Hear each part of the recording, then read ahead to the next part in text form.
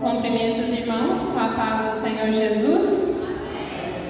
É com grande alegria que eu estou aqui mais uma vez na casa do Senhor para trazer uma palavra abençoada, e eu espero que os irmãos não saiam daqui da mesma forma que entraram, que nesta noite que eu desapareça e que o Espírito Santo venha a crescer no coração de cada um de vocês. Amém?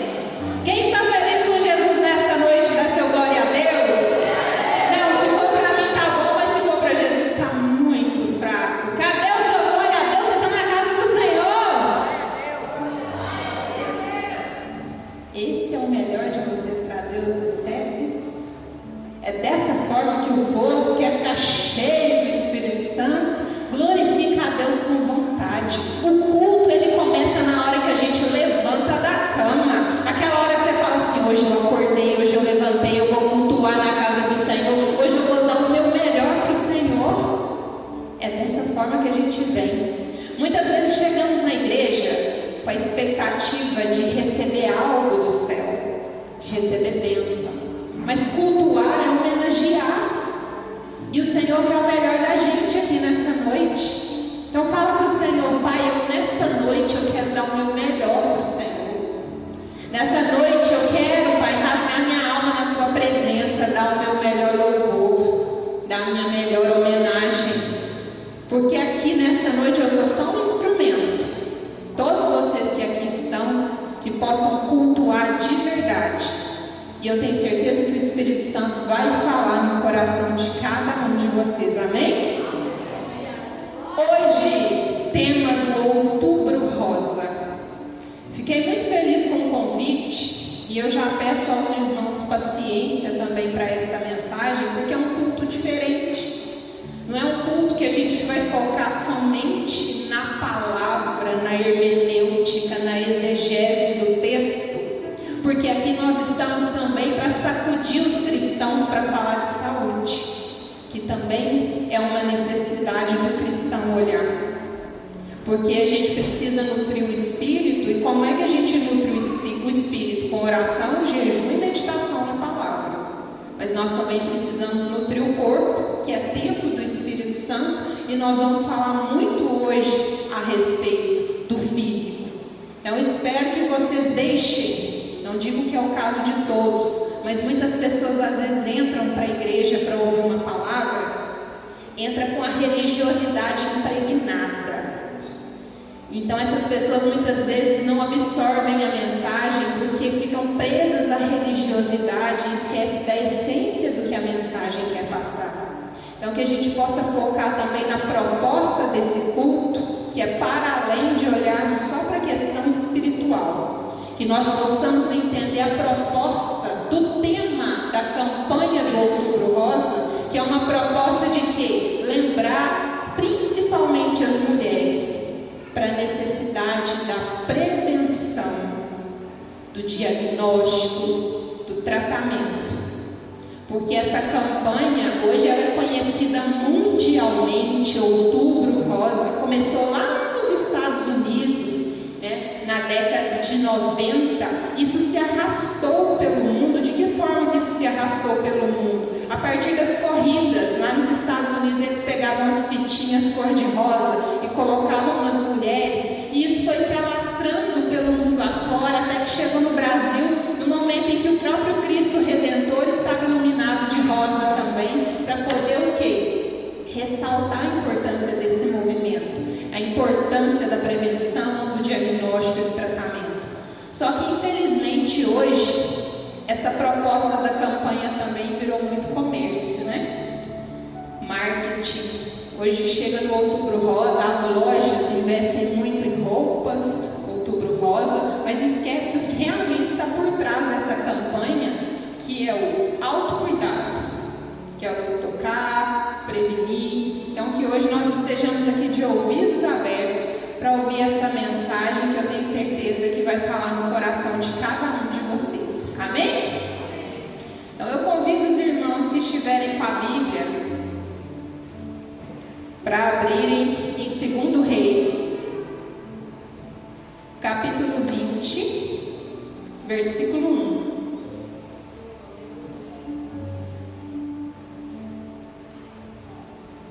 Em reverência à palavra, quem pudesse, coloque de pé. Quem encontrar, diga amém. Quem não encontrar, diga, por favor, me espere. 2 Reis, capítulo 20, versículo 1.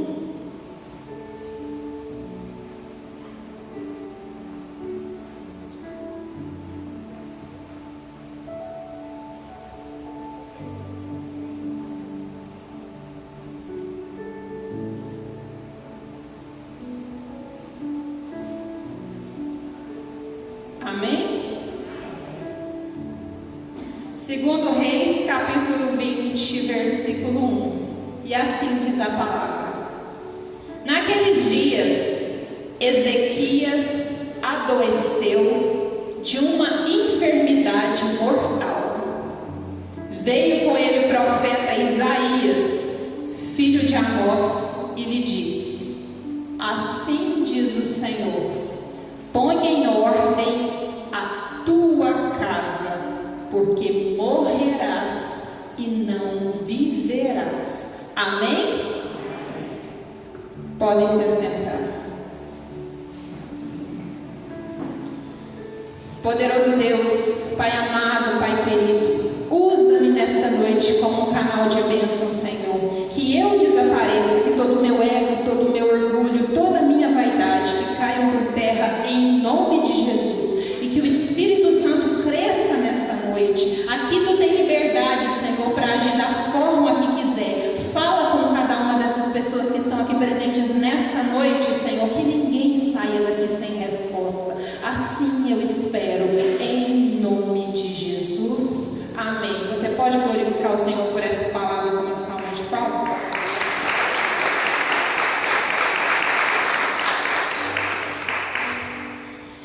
Eu escolhi essa passagem para o tema de hoje, colocando a casa em ordem, porque eu vejo que hoje essa é uma grande dificuldade que nós cristãos temos.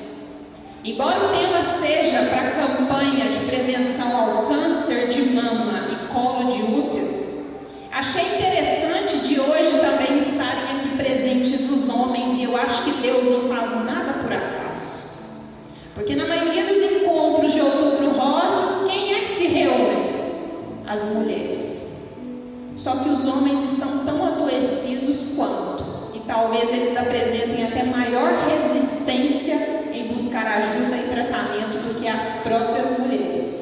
Então, homens que estão aqui sentados nessa noite, se preparem, que o chicote vai estralar para o lado de vocês também. Amém? Amém? Vocês não vieram aqui por acaso não, o Senhor, ó, hoje quer dar uma cutucada.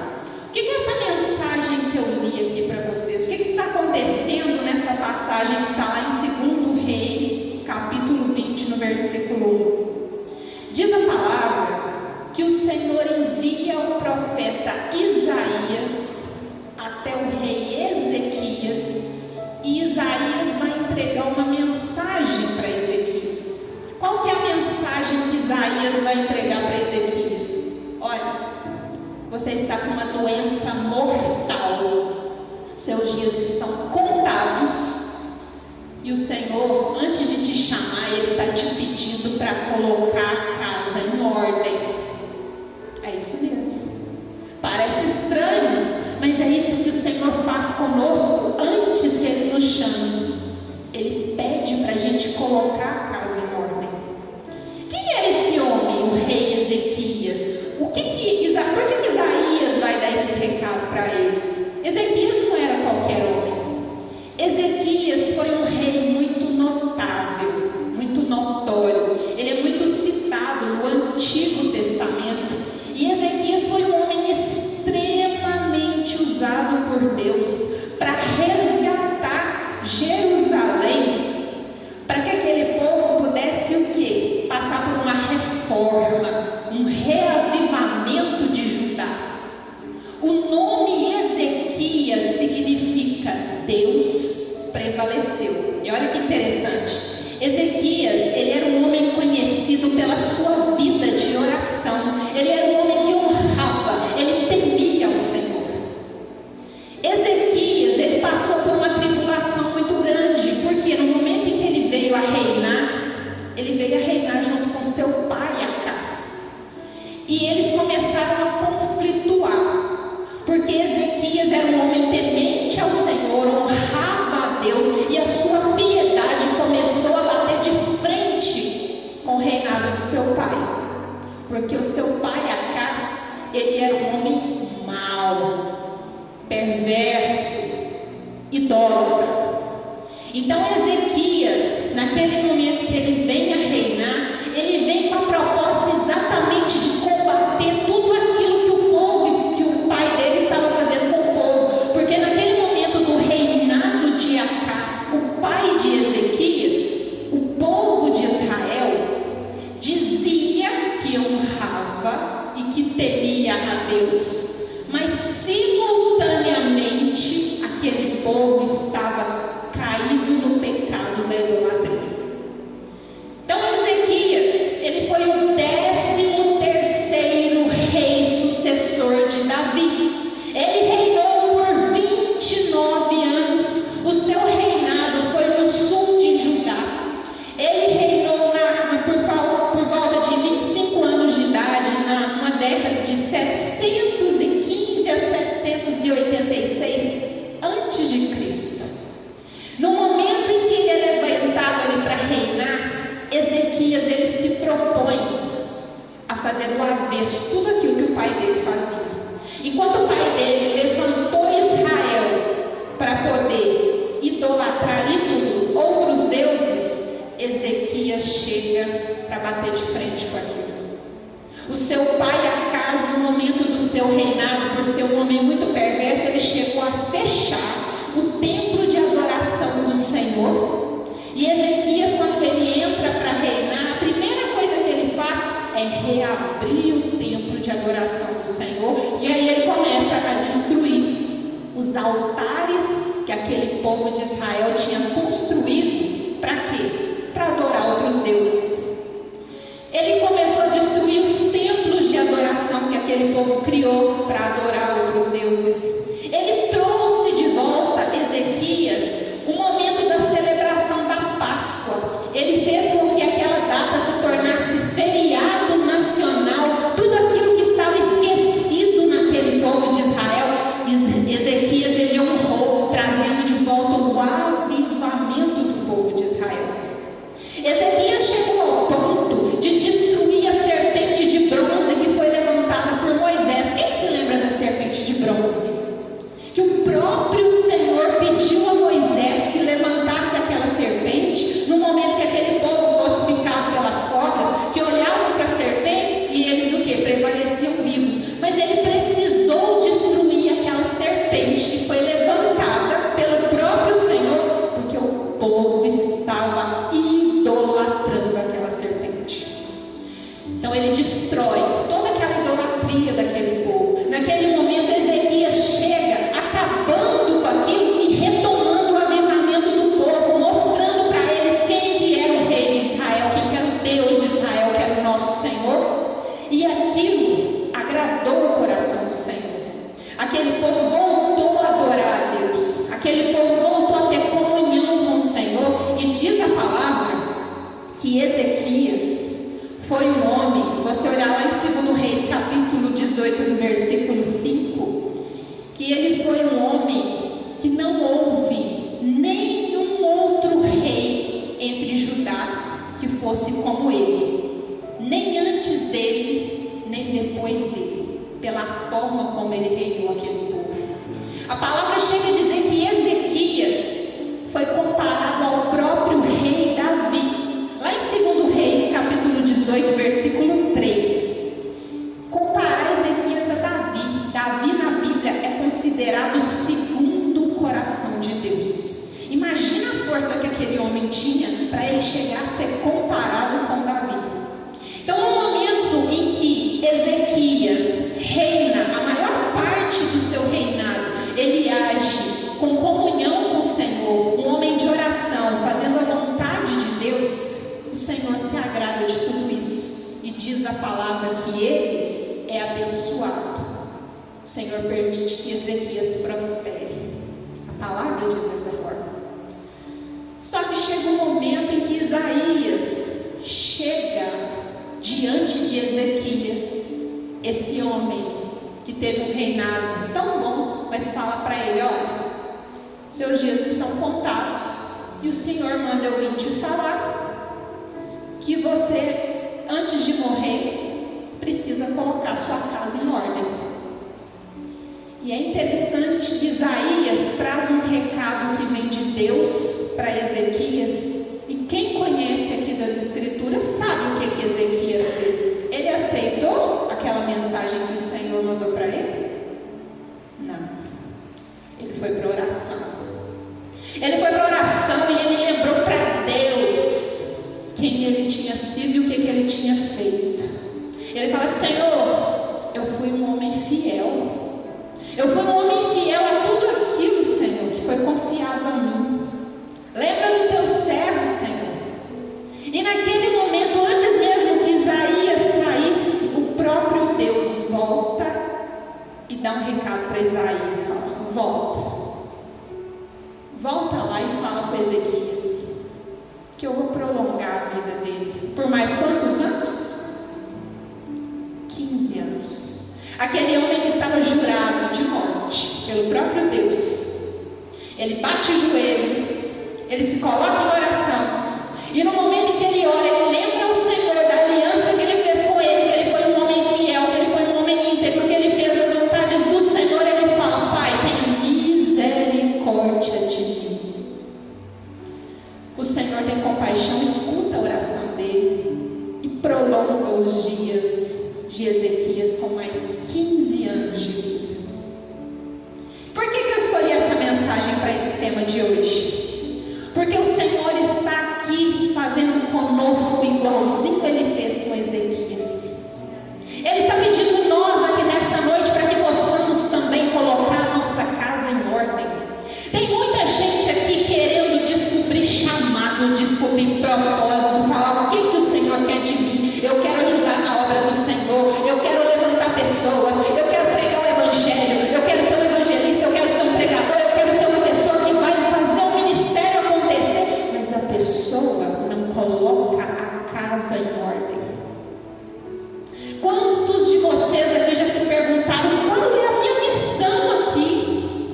Qual será que é o meu propósito de vida? O que o Senhor espera de mim? Parece que até hoje eu não descobri para quem eu fui chamado. Senhor, fala comigo. Senhor, me mostra o que eu preciso fazer. E nesta noite eu estou aqui para te falar: a primeira coisa que precisamos fazer antes de querer descobrir o nosso propósito, descobrir o nosso chamado, descobrir a nossa missão, é a gente colocar a nossa casa em ordem. Fábio, do que você está falando? É a casa espaço físico? Também. Mas não começa por aí. Qual que é a nossa primeira casa? O útero da mãe. Já pararam para pensar? Já? Aqui tem gestante no meio de nós. E no momento em que a mulher está grávida, ela se preocupa profundamente com aquele filho, porque para que ele possa nascer com saúde, para que ele possa nascer bem, a mãe preocupa com a alimentação, não preocupa? Preocupa com como que ela vai lidar nos próximos meses, porque uma gestação saudável espera-se que vá até os 9 meses de vida. Então, no momento em que estamos no útero da nossa mãe, a nossa primeira casa, é o momento em que nós, bebês, nós não temos responsabilidade. É a nossa mãe que é a responsável. Mas aí a gente nasce. E começa a nossa primeira missão, que é cuidar, colocar a casa em ordem. Que casa que é essa? O corpo. É muita gente querendo fazer obra de Deus. É muita gente querendo pregar o Evangelho. É muita gente querendo descobrir propósito, mas não cuida do próprio corpo, que é templo do Espírito Santo. Se eu estou falando alguma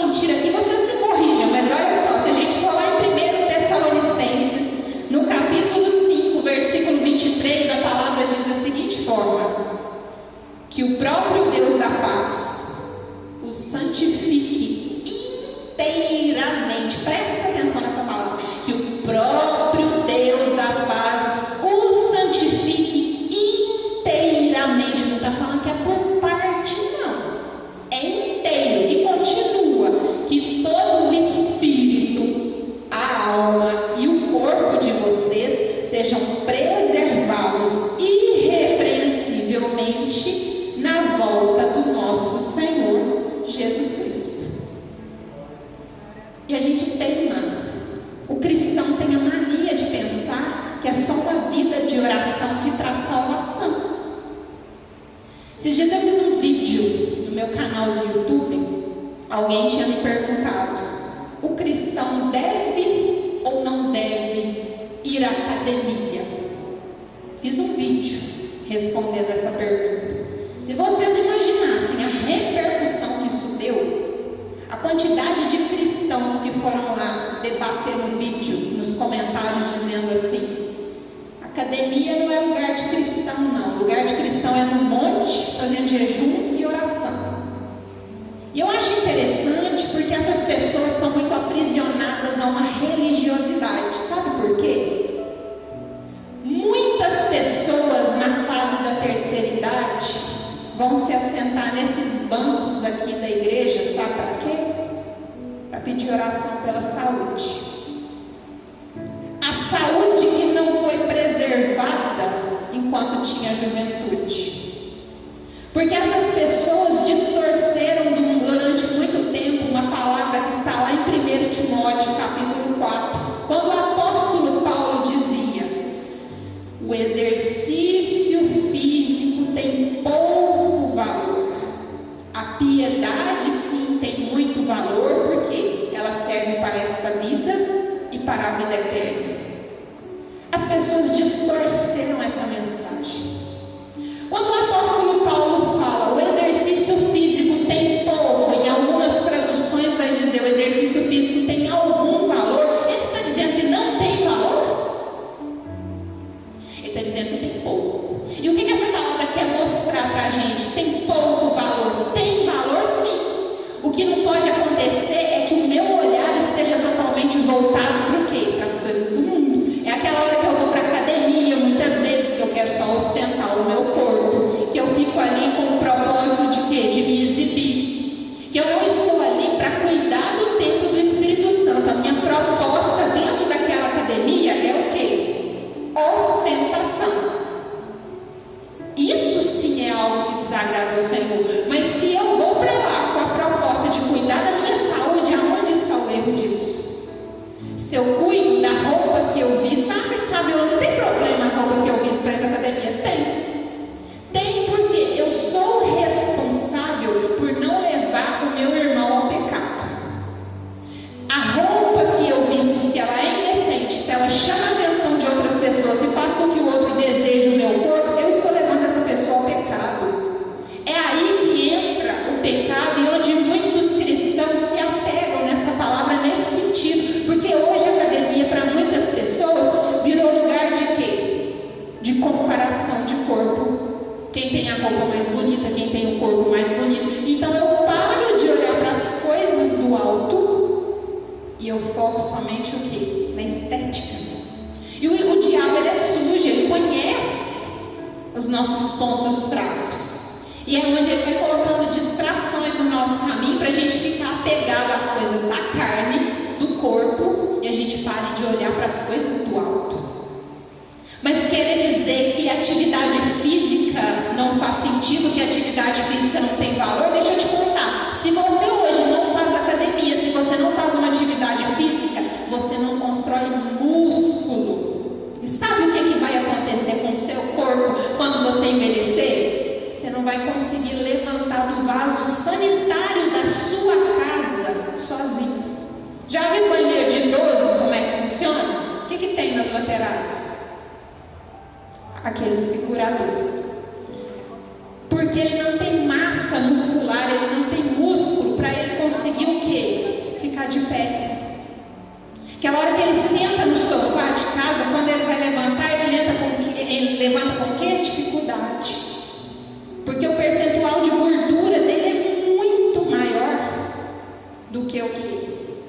massa muscular.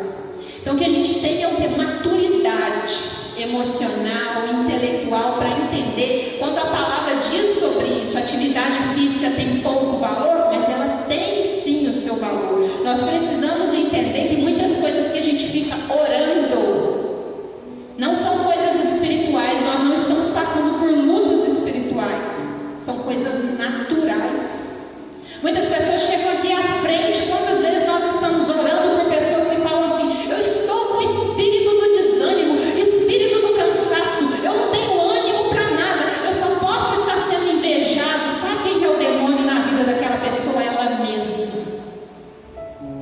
A pessoa dorme mal pra caramba, come tudo errado, não faz atividade física, o corpo dela fica lutando para sobreviver o tempo todo, e ela quer colocar a culpa em demônio.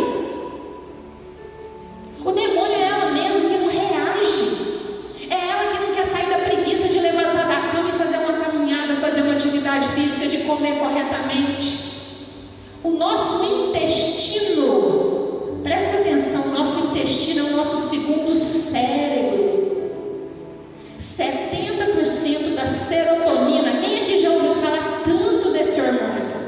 Serotonina, dopamina, ocitocina, que é aqueles hormônios que a gente vai lá na farmácia muitas vezes para poder o quê? Adquirir. A pessoa está com depressão, o médico passa um antidepressivo, está com ansiedade, ele passa um ansiolítico. É a necessidade de que injetar essas drogas que estão em falta no nosso organismo, que ele produz naturalmente. Mas ele é produzido aonde? No nosso corpo. Em grande parte ele é produzido a partir daquilo que eu como, aquilo que você coloca para dentro. Como é que essa serotonina, dopamina, ocitocina também é produzida? A partir da atividade física que você faz. Sabe o cara, quando ele vai pro futebol, vai lá no futebol, durante o futebol é só briga, né? Briga, chute na canela, mas na hora que chega eles estão tudo o quê? Vamos passarem tranquilo, não tá? Porque correu, gastou energia, suou, a serotonina dele tá lá em cima. É a hora que a gente vai pra academia também, a gente não quer ir não. Nossa, é uma falta de ânimo, uma preguiça, mas quando a gente chega, vem a animação.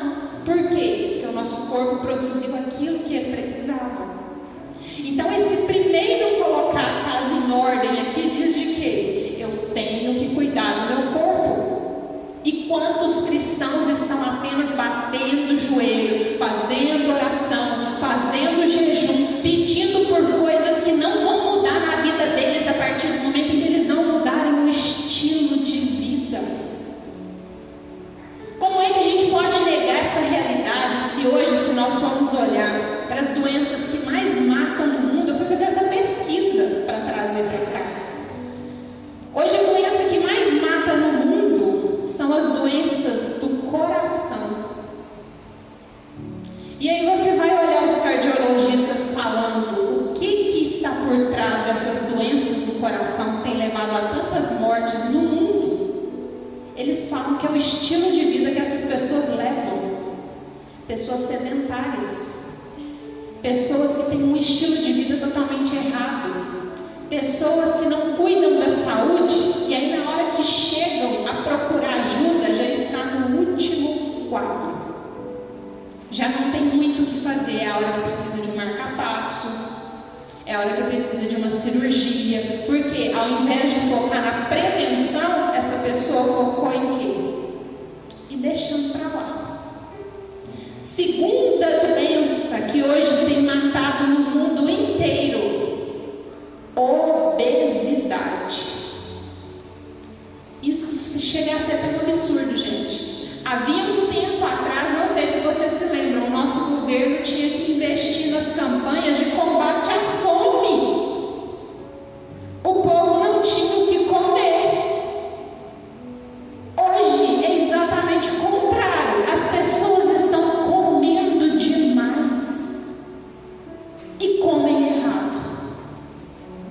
E é onde começa a entrar as doenças emocionais, porque na hora que bate a ansiedade, bate a depressão, a carência emocional, aquela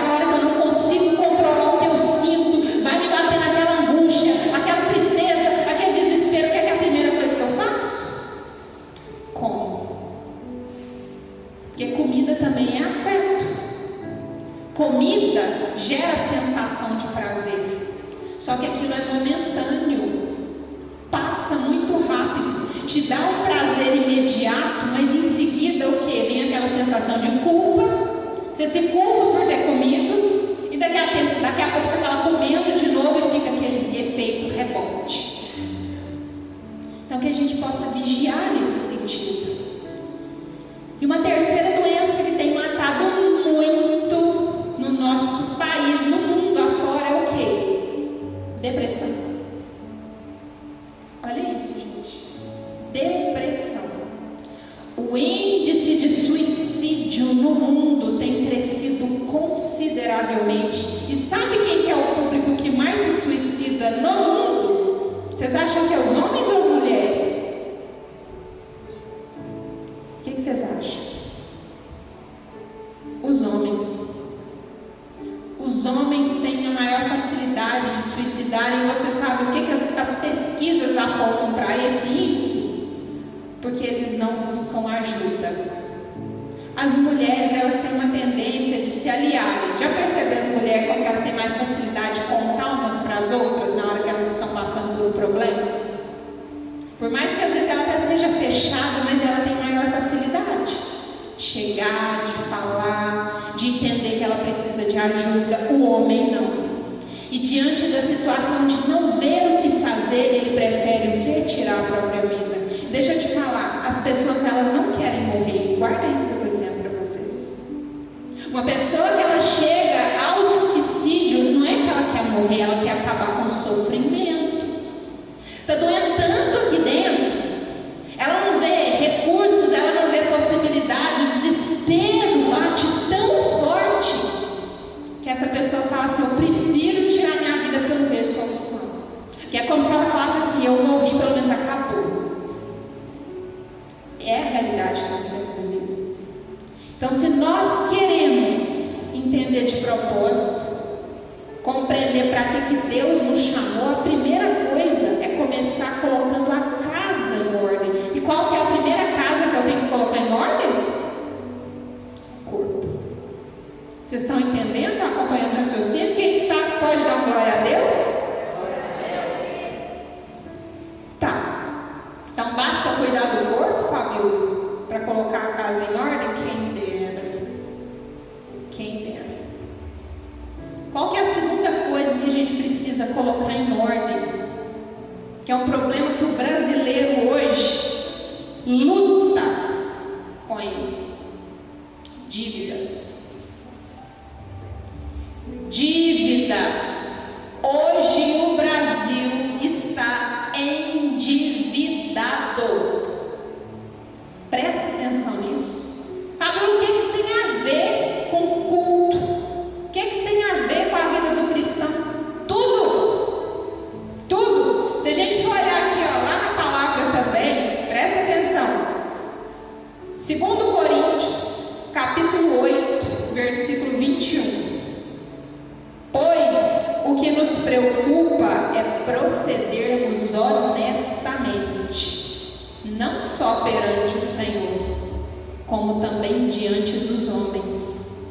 É dever do cristão pagar. É dever do cristão andar em dia com as contas. Só que o brasileiro, ele não aprendeu e não teve educação financeira. Ele gasta mais do que ele ganha. Ele não aprendeu a lidar com dinheiro. Depois ele sofre e não sabe por quê. É a hora que ele se perde tanto no financeiro que ele não consegue nem entender o que é dízimo na vida dele. Porque ele fala assim, não sobra para dizimar, porque ele não entendeu. Dízimo não é reconhecimento, não é primícias, não é aquilo que vem de primeiro. Só que o cristão faz tudo errado. Ele recebe o dinheiro dele, ele já começa no lazer e na ostentação. Recebi junto, a família vai comer pizza, vai tomar sorvete, eu mereço. É isso que ele fala. Ele começa merecendo, ele já começa recebendo o salário com merecimento, vai comer pizza, aí depois aquele dinheiro que sobra, ele começa, não, agora eu preciso comprar um sapato pro meu filho, que o sapato dele já não está dando mais, eu preciso comprar uma roupa pro filho. Aí na hora que o dinheiro já está acabando, ele lembra do aluguel,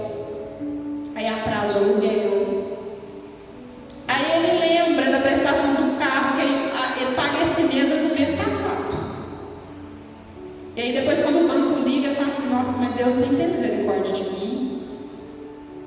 Mas cadê o planejamento dessa pessoa? O brasileiro ele não se organiza. E aí, olha como que a conta não fecha. A palavra está dizendo que nós temos que agir honestamente. É dever do cristão. Eu fiz esse levantamento hoje na internet. No Brasil, 81% dos brasileiros são cristãos. Vocês sabiam disso? 81% da classe brasileira é de cristãos. Aí eu fui para os números. 50% dos brasileiros são católicos, 31% evangélicos, 10% são ateus. Aí entram as outras religiões também nas contas. Se 81% dos brasileiros são cristãos, e a palavra fala que nós precisamos ser honestos, eu entrei também no mapa do IBGE de endividamento. O Brasil, 43% da população está com o nome no SPC. Essa conta fecha. 81% dos brasileiros são cristãos. 43% dos brasileiros estão com o nome pendurado, nome sujo, devendo. O que está acontecendo? Cadê o nosso compromisso de entender? Eu comprei, eu preciso pagar. Por que eu não estou conseguindo pagar? Tem as situações em que as pessoas realmente estão em extremos, perderam o emprego, ficaram em situação difícil? Tem, mas eu garanto que não é o caso de todo mundo. É o momento em que muitas vezes a gente não controla as nossas emoções, sai comprando além do que pode, além do que precisa, endivida e depois o quê? Vai para o monte fazer oração, jejum, pedindo a Deus misericórdia para pagar as contas que fez pela inconsequência dos comportamentos.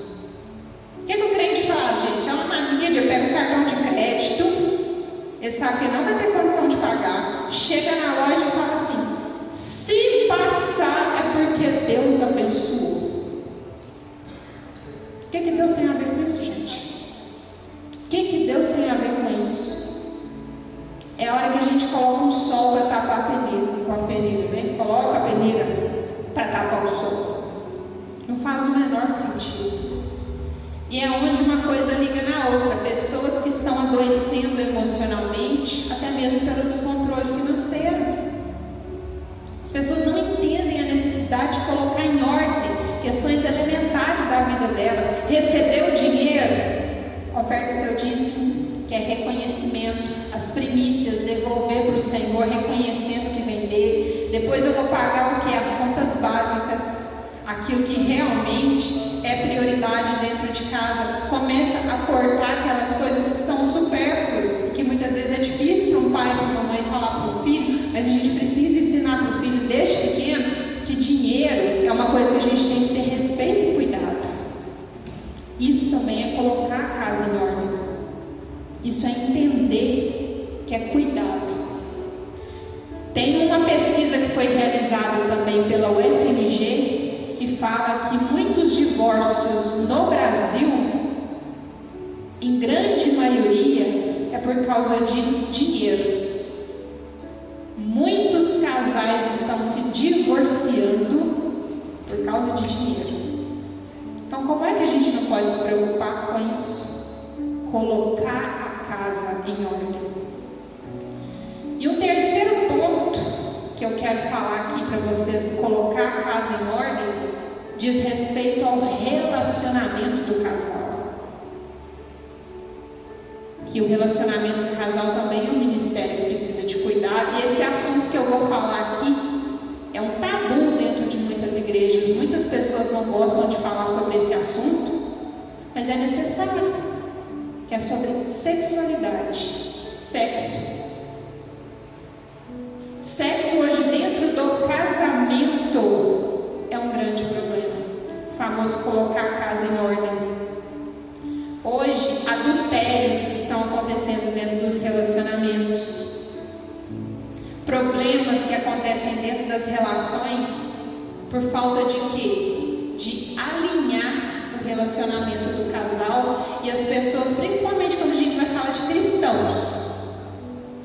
Parece que sexo é um tabu no casamento para muitas pessoas. Está na Bíblia, gente. Quantos capítulos na Bíblia que se tem falando exatamente sobre isso? Homens e mulheres, a partir do momento em que vocês se casam, sujeitem-se uns aos outros. Mulheres, satisfaçam os desejos dos seus maridos. Maridos também satisfaçam os desejos das suas mulheres. E aí, quando vai falar de sexo dentro da igreja, aí o povo fica tudo doído, parecendo que todo mundo que está aqui nasceu simplesmente por uma cegonha que veio e entregou, né, vocês para o pai e para a mãe. Por que a gente tem tanta dificuldade de falar sobre isso? Vamos ser maduros o suficiente, porque a palavra fala sobre isso. O Senhor, preocupado para que o homem e a mulher pudessem se satisfazer, ele permitiu que dentro do casamento essa intimidade acontecesse. Só que é muito interessante, porque na época do namoro fica todo mundo naquele fogacho danado, doidinho para casar, para namorar. E aí depois que casa, tudo que menos tem é o que? Namoro. E já tem gente rindo lá atrás porque está tomando posse da palavra, né? Amém. Vocês estão rindo? Estão rindo de vocês mesmos. Estou falando uma mentira aqui? Isso aqui, se eu fosse delongar nesse assunto aqui, daria tempo para um congresso. Chega lá dentro do consultório, quando a gente vai atender terapia de casal, senta um na ponta do sofá e o outro lá na outra ponta. E aí já olha torto um para o outro e fala, porque essa aí, ó. E ele fala, e ele? Você tem que ver como é que ela é em casa. E aí fica no você. E aí aquele casal que fica batendo boca o dia inteiro, perde o quê? A intimidade. E quer colocar a casa em ordem. Quer viver chamado. E aí depois quer subir aqui em cima para falar para casais. Mas a vida está de cabeça para baixo. Vai orientar casais e a pessoa fala assim, ele está me traindo. A pessoa fala assim, eu não estou dando conta nem do meu relacionamento lá em casa, como é que eu vou ajudar essa pessoa aqui? Cadê a intimidade do casal? O diálogo nesse relacionamento parou de existir quando? Porque quando está namorando, tem elogio, tem ou não tem? Tem mensagem no WhatsApp. Como diz o pastor Cláudio Duarte, no namoro os bichinhos são tudo pequenininho, né? Minha pombinha, minha florzinha. Agora, quando o negócio esquenta no relacionamento, vira o quê? Burra, vaca, os bichos crescem. Cadê o cuidado? Relacionamento precisa de quê? De cuidado.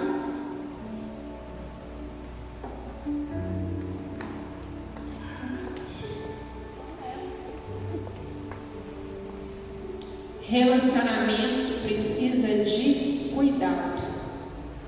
E será que a gente tem cuidado? Quantas pessoas aqui, vêm para a obra da igreja?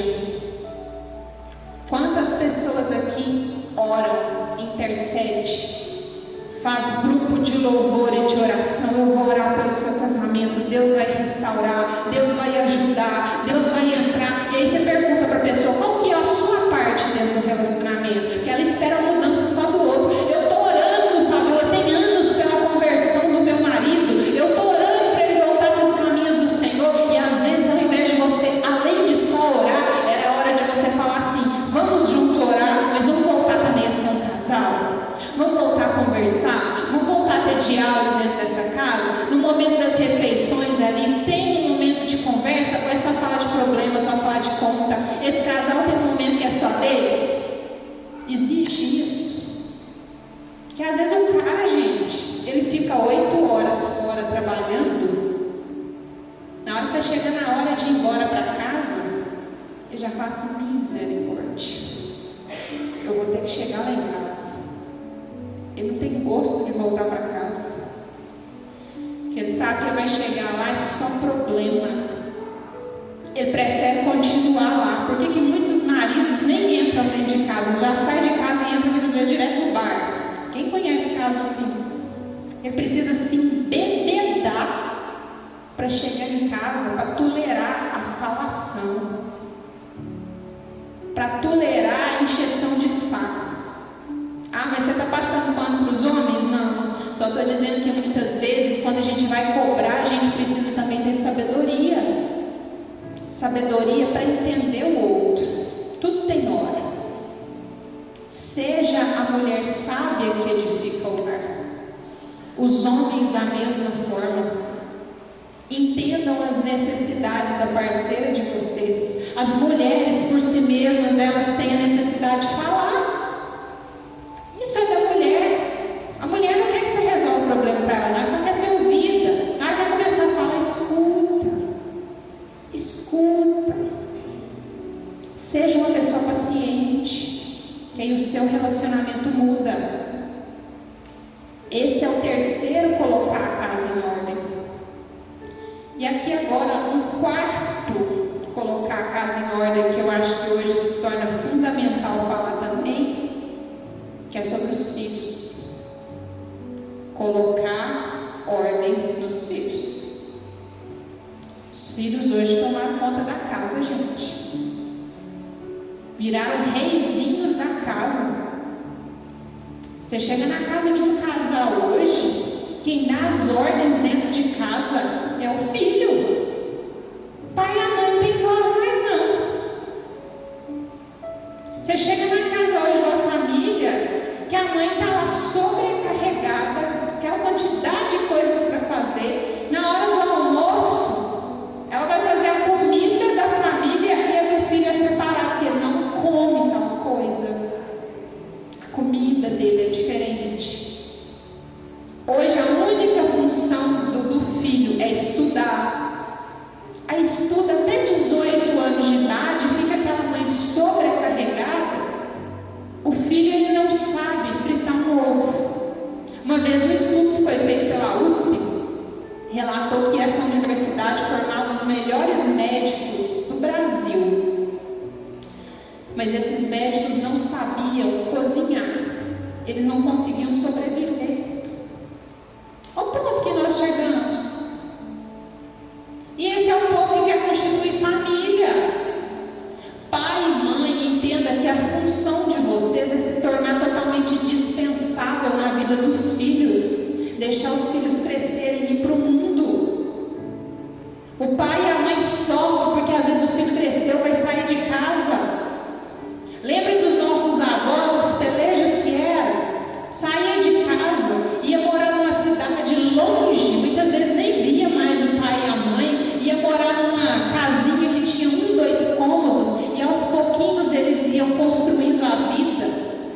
À medida que os filhos iam crescendo, iam fazendo puxadinhos. Quem lembra dessa época? Que a avó e a avó iam fazendo os puxadinhos até que a casa se construía. Hoje o filho só sai de casa se ele tiver uma casa igual ou melhor do que o pai e a mãe.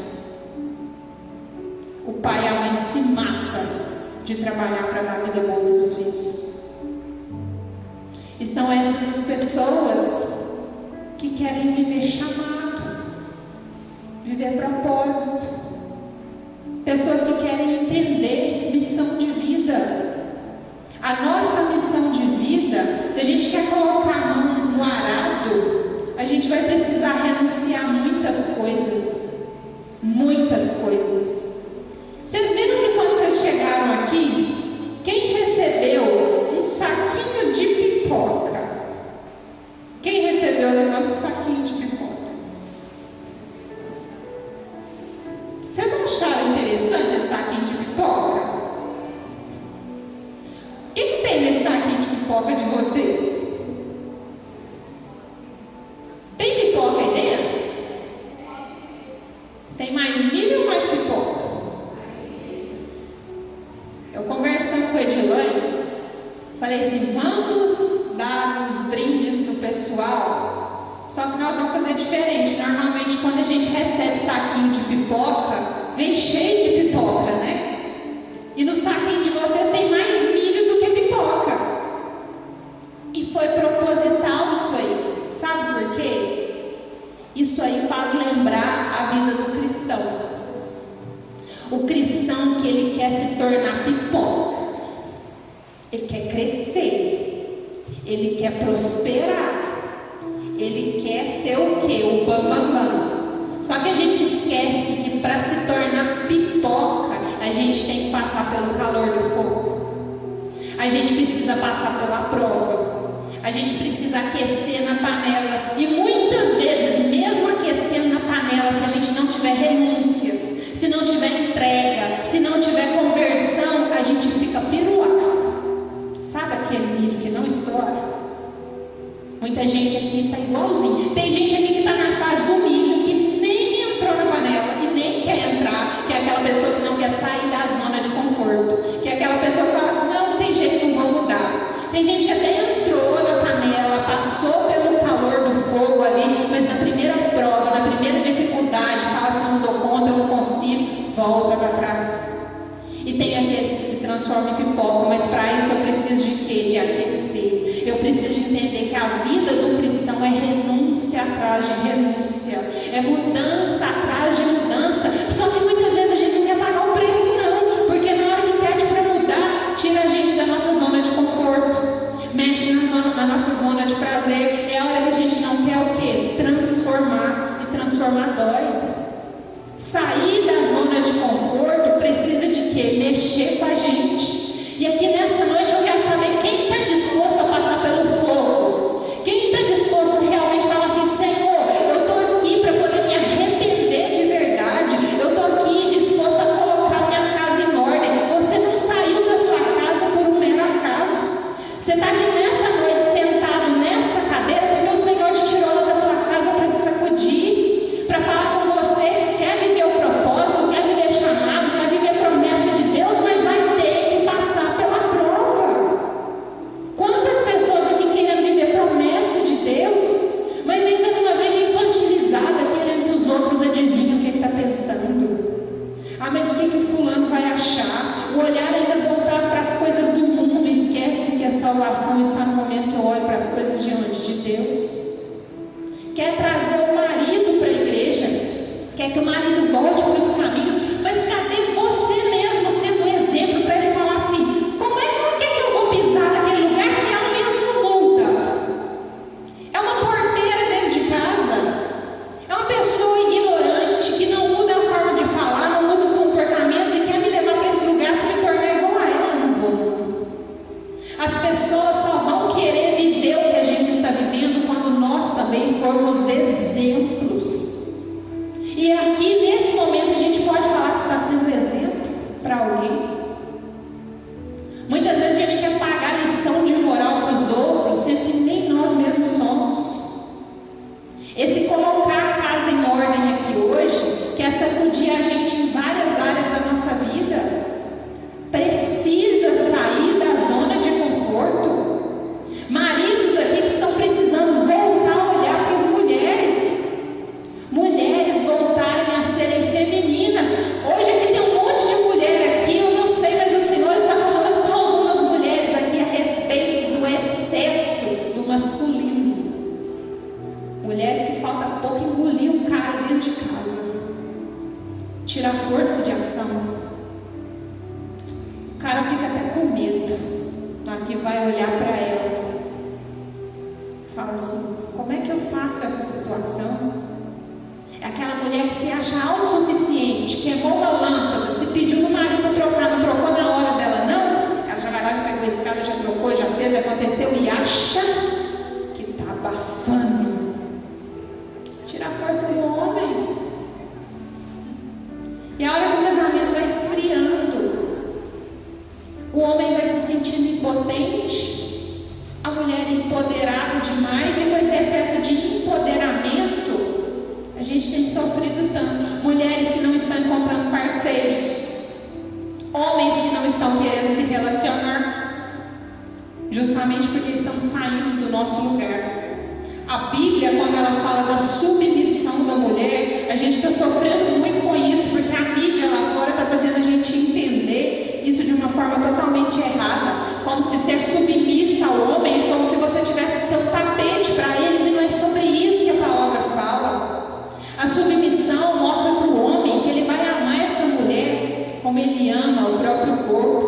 Um homem que vai amar essa mulher assim como ele ama a Deus. E se eu tiver um homem que vai cuidar de mim, que ele ama muito a Deus e vai amar muito a mim, que medo eu vou ter de ser submissa a essa pessoa? Que ela vai ser uma provedora, uma pessoa que vai cuidar de mim.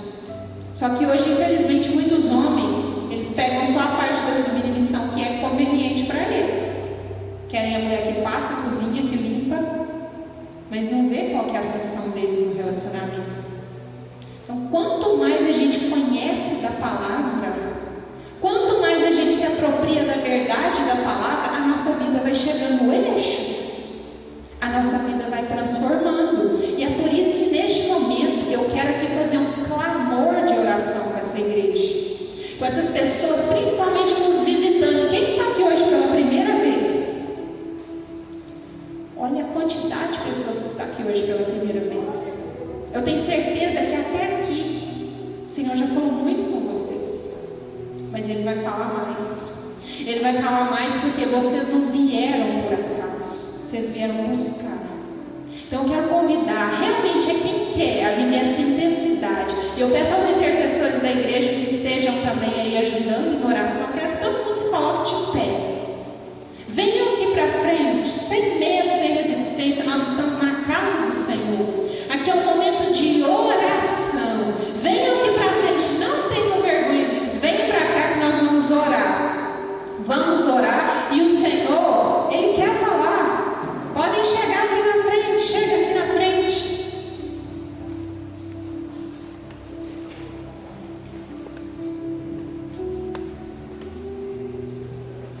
Lembra do milho, do piruá, da pipoca? Vamos continuar sendo milho? Quem aí vai querer passar pelo calor, pelo fogo? Junta mais para cá. E nós vamos aqui agora fazer um momento de oração. Coloca a mão no seu coração. Fecha seus olhos. Eu não sei qual que é a luta que você tem passado, eu não sei qual que é a dificuldade que você está vivendo na sua casa, mas nesse momento o Espírito Santo vem se fazer presente no meio de nós. O Espírito Santo que já está conosco desde o início desse culto, mas aqui nesta noite Ele quer falar com muitas pessoas a respeito de conserto, a respeito de vida nova. Oh Senhor, fala nesses corações aqui nesta noite, Senhor, que ninguém saia daqui sem resposta. Pessoas que têm chorado, pessoas que têm suplicado, pessoas que têm pedido a misericórdia do Senhor. Quantas pessoas aqui que têm chorado por medo, chorado por desespero, sentindo solidão.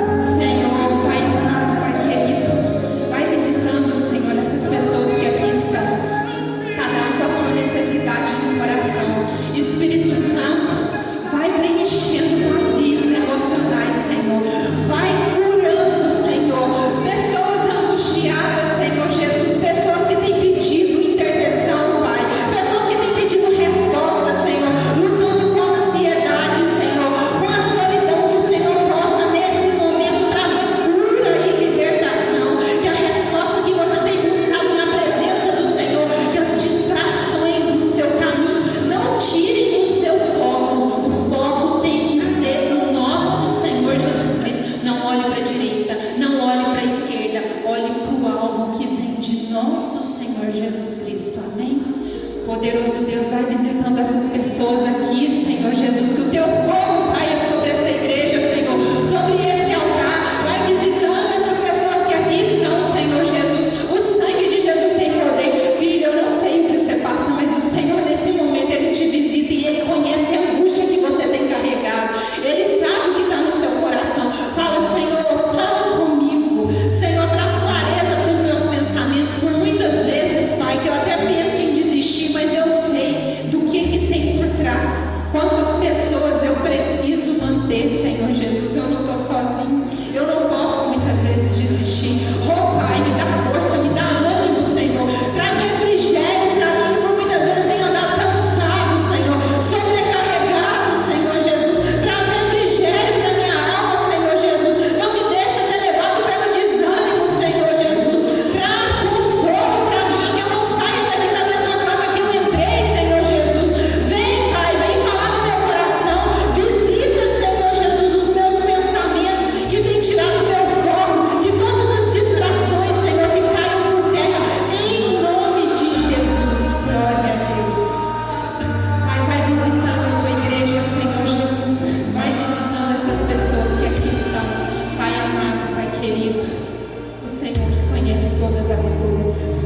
Visita nesse momento, Pai, pessoas que foram feridas, Senhor. Pessoas que falam: até quando, Senhor, essa angústia? Até quando, Senhor Jesus, esse pensamento vai andar comigo, Senhor Jesus? Eu não consigo esquecer, Senhor Jesus. Oh, Pai, traz calmaria, Senhor Jesus. Entra trazendo conserto, renovação, Senhor Jesus. Pai, renova as forças e esperanças, Senhor Jesus.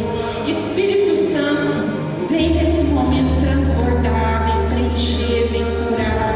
Oh, Pai, que ninguém saia daqui sem resposta. Aleluia, Senhor. Levanta a sua mão para o alto nesse momento. Pai, nesse momento, Senhor, eu te agradeço. Eu te agradeço por visitar a minha família, Senhor. Oh, Pai, poderoso Deus, Pai amado, Pai querido. Fala no coração do teu servo, Senhor Jesus. Fala no coração do teu servo que muitas vezes prefere calar, Senhor Jesus, mas só o Senhor sabe o que habita no coração deste homem, Senhor Jesus.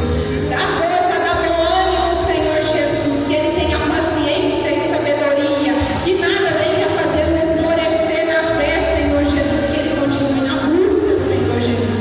Entra com o conserto necessário, Senhor, em todas as áreas. Vai, Senhor, na comunicação desta relação. Oh, Pai, vai visitando essa família nesse momento, Senhor Jesus. Que toda inveja, todo laço do inimigo lançado neste lugar, que caia por terra em nome de Jesus. Que ela seja, Senhor, a mulher sábia que edifica o lar, Senhor Jesus. Glória a Deus, aleluia, Senhor. Santo, santo, santo é o teu nome, Pai. Exaltado e glorificado seja. Amém. Fala: Senhor, obrigado por esse momento, Senhor. Obrigada, Jesus, por falar comigo nesta noite. Eu não saio daqui, Senhor, da mesma forma que eu entrei. E eu me comprometo, a partir de agora, colocar a minha casa em ordem. Assim eu espero, em nome de Jesus. Amém? Você pode glorificar o Senhor.